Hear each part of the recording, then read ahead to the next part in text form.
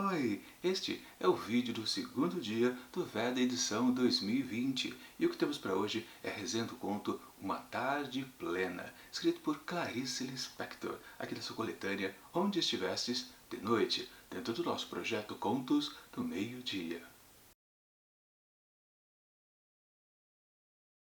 O sagui é tão pequeno como um rato e da mesma cor. A mulher, depois de se sentar no ônibus e de lançar uma tranquila vista de proprietária pelos bancos, engoliu um grito. Ao seu lado, na mão de um homem gordo, estava aquilo que parecia um rato inquieto e que na verdade era um vivíssimo sagui. Os primeiros momentos da mulher versus sagui foram gastos em procurar sentir que não se tratava de um rato disfarçado. Assim começa Uma Tarde Tranquila, escrito por Clarice Lispector, que conta a história justamente desta mulher. A gente não fica sabendo o nome dela, mas o que importa é que sim, ela está andando ali de ônibus e quando vai procurar um assento, meio que parece tudo bem, né? De repente ela se manca que uma pessoa ao lado, um homem, tem um macaquinho ali em mãos. Ela fica, como vocês podem muito bem perceber, horrorizada. Naquela situação, né? Uma mulher em pânico, digamos assim, né? Medo de barata, de alguns outros animais, um macaco, talvez algo esquisito, talvez ela nunca tenha visto na vida, né? Com certeza ela sente uma certa ojeriza e ela está presa dentro de um ônibus, né? O ônibus está em movimento, ela não pode saltar dali. E vocês podem se perguntar o que vai acontecer. E obviamente eu não vou dizer, porque senão estraga a experiência de quem ainda pretende ler este conto. Minha avaliação do texto. Bom, com certeza qualquer um que já leu alguns contos de Clarice Lispector sabe muito bem, né, que dentro dessa coletânea aqui, que aliás contém todos os livros de coletâneas de contos escritos pela autora, sabe que ela gosta assim de falar de vez em quando sobre animais. Ela tem uma certa preferência por galinha e dá para perceber também por sagui. Pois é, ela já fez referência a sagui num outro conto bastante interessante. Daqui a pouco falo dele. Ou seja, sim, a autora gosta de falar sobre animais porque, digamos assim, parece que ela tem uma certa conexão com eles, meio que fazendo uma certa comparação entre os seres humanos e esses animais. Tem inclusive um conto também interessante chamado O Búfalo, onde novamente, né, ela se vê diante de um búfalo dentro de um zoológico e também fica naquelas comparações, tentando até achar aquelas boas epifanias típicas da escritora. Bom, não é o caso aqui. Na verdade, a gente não tem esse momento epifânico onde realmente, a partir de uma experiência visual, sonora, no caso aqui, né, dando de cara com esse macaquinho, a pessoa, no caso, a protagonista aqui da vez, tem uma certa modificação de pensamento ou do seu próprio modo de viver, que a boa e velha epifania produz na gente. Não é o caso exatamente, porque ela tem primeiro essa ojeriza, que é bem descrita no começo, mas depois, no decorrer do texto, a gente não percebe que essa personagem está mudando bastante. Sim, na verdade, até o finalzinho do conto, isto vai acontecer com certeza também. Aliás, é um texto super curto, tem apenas 3 páginas. A história começa, se desenvolve um pouquinho, mas já termina rapidamente. E dá até para dizer que aqui não acontece lá muita coisa. É verdade. Aliás, quando eu fiz a primeira leitura aqui desse conto, eu fiquei meio assim.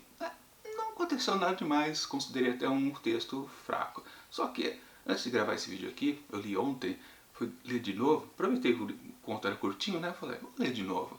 Eu já tive uma sensação melhor quando fiz a segunda leitura. Pois é, isso acontece muito, aliás, com os textos da Clarice Lispector.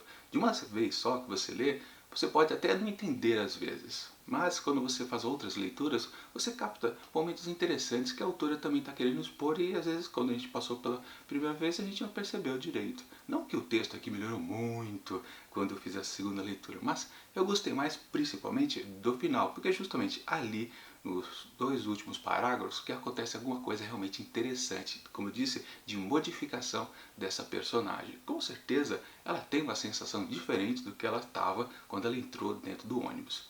Não só pelo macaco, vamos combinar também, mas por um outro incidente que acontece logo em seguida, envolvendo inclusive o próprio ônibus. E é daí que ela percebe que coisas diferentes estão acontecendo na vida dela. Ou seja, temos mais uma mulher aqui que tem uma rotina diária, cansativa, que sabe que nada vai mudar. Mas, de repente, num dia qualquer, sem querer, sem planejamento, ela topa com um sagui.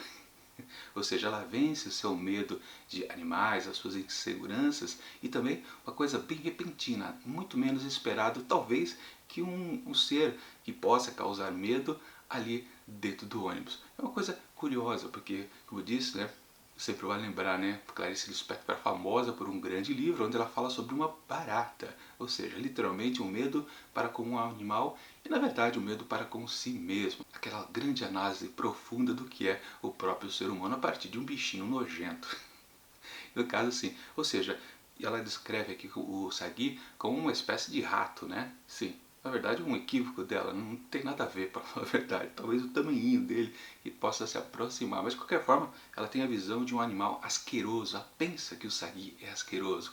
Mas o que acontece aqui nesse conto, e é interessante, por isso eu não dou muitos spoilers para vocês, é o que acontece da relação do sagui com ela e ali dentro do ônibus, em questões de segundos depois que ela tem essa visão do animal, que está descrito nesse trecho que eu li para vocês. Sim, ela tem uma relação com o animal e isso é bastante interessante, por isso que eu digo que duas coisas surpresas aconteceram com ela aqui nesse dia. A outra que eu disse que tem a ver com ônibus, também não posso falar, acho melhor vocês descobrirem. São duas coisas bem rápidas e, como eu disse, numa primeira leitura você pode pensar, não aconteceu nada demais, aconteceu uma coisa X e aconteceu uma coisa Y, e daí?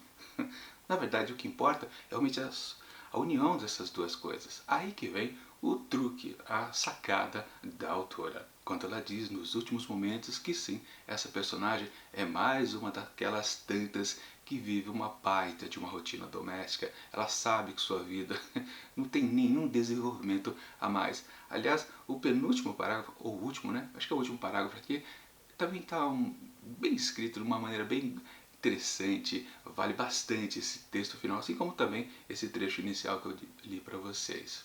Assim, já estava me esquecendo, aquele outro conto que a Clarice escreveu e também fazia bastante uso de algum animal, no caso também outro macaco, também um sagui, foi Macacos, lá do livro A Legião Estrangeira. Uma história bastante interessante, muito mais dinâmica, envolvendo também uma mulher e uma relação um pouco mais profunda, inclusive com esse sagui. Uma relação mais de mãe com filho, algo bastante interessante. Aliás, uma mulher que tem filhos. Vou deixar para vocês o link aqui em cima para você dar uma conferida a respeito do que eu falei lá no ano passado a respeito dessa pequena história da Clarice Lispector, que tem muita profundidade mesmo. O texto fica forte ao final. Isso eu principalmente quero dizer a respeito desse conto da Clarice Lispector. Tem uma coisa interessante também ao final do texto, que tem uma citação a um outro escritor brasileiro, que é Érico Veríssimo. Deixa eu achar aqui. Vou até ler para vocês, que é interessante o que ela diz. E talvez explique também um pouco mais a respeito desse pequeno conto de 3 páginas. Diz aqui, ó, bilhete a Érico Veríssimo. Não concordo com você que disse, desculpem, mas não sou profundo. Você é profundamente humano. E que mais se pode querer de uma pessoa? Você tem grandeza de espírito. Um beijo para você, Érico. Agora, o que a gente pode pensar a respeito disso, né? Será que esse conto aqui que a Clarice escreveu é uma resposta para o Érico Veríssimo, concordando ou então discordando dele? A gente pode pensar muitas coisas, ou seja, se valer de um texto que ela acabou de apresentar para a gente e através desse bilhetinho que ela passa, com certeza, a um amigo, a gente pode tentar descobrir novos valores aqui para esse texto. Algo a se pensar depois de uma leitura. Isso que é bom. Sempre que a gente termina um livro, um conto, uma novela, a gente tem que pensar a respeito e ver, será que eu gostei ou não? E às vezes até ler novamente para tentar gostar até um pouquinho mais do que da primeira vez, que foi o caso aqui. Portanto, para Uma Tarde Plena, escrito por Clarice Lispector, eu atribuo 3 asteriscos.